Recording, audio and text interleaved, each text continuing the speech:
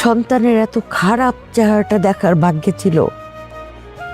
হায় রে, একদিন হয়তো সব ঠিক হয়ে যাবে।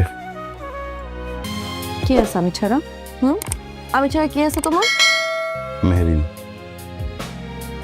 সেটাই জানি মনে থাক। জীবনে যত ভুল করেছিলাম এরা, এই সব কিছুর জন্য মানুষের কাছে ক্ষমা চাওয়ার আগে নিজের কাছে ক্ষমা চাইতে হবে আমার। আসসালামু আলাইকুম বন্ধুরা। নিজের জন্মদাতা বাবাকে ঠুকিয়ে বাড়ি বিক্রি করে দেওয়ার পর ফাহাদ কি একটুও অনুতপ্ত, নাকি তার এই দম্ভ তাকে আরও অন্ধ করে দিচ্ছে? অন্যদিকে সামির আর মেহেরিনের সাজানো সংসারে কি নতুন কোনো ঝড় আসতে চলেছে? এটা আমাদেরই গল্প নাটকের আগামী 40 নম্বর পর্বে কি কি ঘটতে যাচ্ছে তা জানতে ভিডিওটি শেষ পর্যন্ত দেখুন। বন্ধুরা, গত পর্বে আমরা দেখেছি এক বুক হাহাকার আর চোখের পানি নিয়ে গুলজার সাহেব আকার পরিবার তাদের প্রিয় শহর আর স্মৃতিঘেরা বাসা ছেড়ে গ্রামের বাড়িতে চলে গেছেন। ফাহাদের চরম বিশ্বাসঘাতকতায় তারা আজ নিঃস্ব। কিন্তু শহর ছেড়ে গ্রামে গেলেও এই পরিবারের অশান্তি কি এখনই শেষ হবে? বন্ধুরা, আগামী 40 নম্বর পর্বে আমরা এক অন্যরকম দৃশ্য দেখতে পাবো।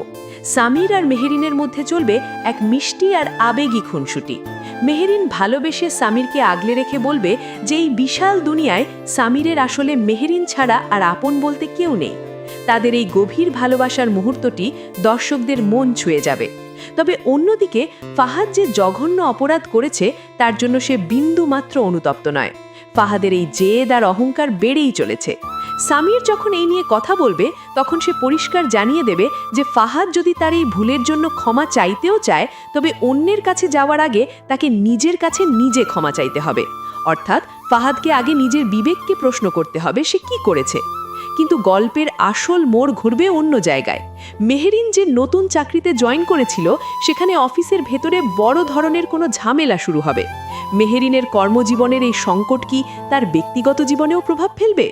সামির কি পারবে মেহেরিনকে এই বিপদ থেকে উদ্ধার করতে? 40 নম্বর পর্বে একদিকে যেমন থাকবে ভালোবাসার টানাপোড়েন, অন্যদিকে থাকবে নতুন এক বিপদের সংকেত।